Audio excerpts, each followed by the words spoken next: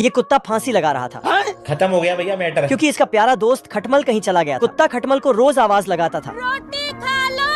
फिर दोनों मिल बांटकर खाना खाते थे। लेकिन एक दिन जब ये खटमल सुबह उठता है तो दूसरे कुत्ते के अंदर एक सुंदर खटमली को देखता है। क्या माल है यार। और खटमली के पीछे लग जाता है। अंजले एक और एक्स्ट्रा खटमल के कारण बुलडॉग को खुजली होती है, तो ये अपने दांत को काम पर लगा देता है। लेकिन इसका दांत इसी को।